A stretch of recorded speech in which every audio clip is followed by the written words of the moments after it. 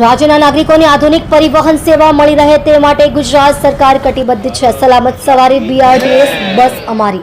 સુરત મહાનગરપાલિકા BRTS city link બસની જહાંગીરાબાદ જહાંગીરપુરા વિસ્તારના નગરજનોને બસની સગવડ મળી રહે તે માટે આજે સુરા સંસ્કૃતિ આવાસમાં ગરીબ અને મધ્યમ વર્ગના નગરજનો માટે નવો બસ સ્ટોપ ગુજરાત સરકારના પૂર્વ કેબિનેટ મંત્રી શ્રી અને ધારાસભ્ય શ્રી પૂર્ણેશભાઈ મોદી, સુરત મહાનગરપાલિકાના જાહેર પરિવહન સમિતિના chairman Shri Somnathbhai Marathe flag of કરાવી બસ સેવાનો પ્રારંભ કરાવ્યો। જાહેર પરિવહન સુવિધાનો લાભ મહત્તમ લોકોને મળે તેમજ સૌને સરળતા વર્તાય તેવા ઉમદા વ્યવસ્થાપનના નિર્માણ અર્થે રાજ્ય સરકાર કટિબદ્ધ છે।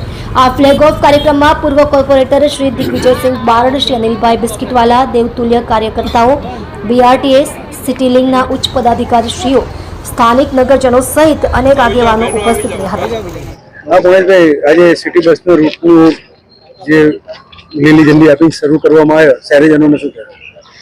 શહેરીજનોને સુરત મહાનગર જે રીતે વિકસિત થઈ રહ્યું છે, યાતાયાત માટે બુલેટ ટ્રેનની સુવિધા સરકાર ઝડપભેર પૂર્ણ કરી રહી છે।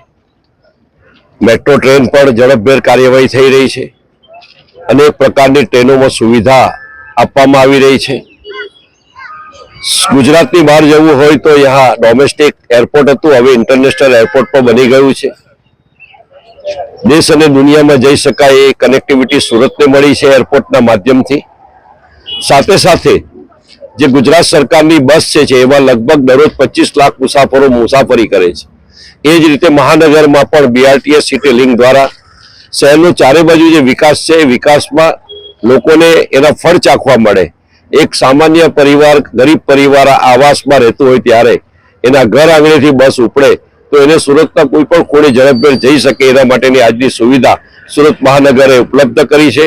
ત્યારે આ બીઆરટીએસના ચેરમેન શ્રી સોમનાથભાઈ મરાઠે એમણે ખૂબ ઝડપભેર નિર્ણય લીધો, ખૂબ ઝડપથી આ કાર્યવાહી કરી। એમને ખૂબ ખૂબ અભિનંદન પાઠવું છું, એમના કામને બિરદાવું છું। અને ઝડપથી આપ જોઈ શકો છો કે આજે એક બસનો શુભારંભ થયો છે। આ નવા વિસ્તારને મહાનગરોમાં એકબીજા વિસ્તારને જોડતું આ બસ એ આપણે સૌને એક ટાટરે બાંધવાનો પ્રયત્ન થઈ રહ્યો છે, ત્યારે આપ સર્વેને અભિનંદન પાઠવું છું।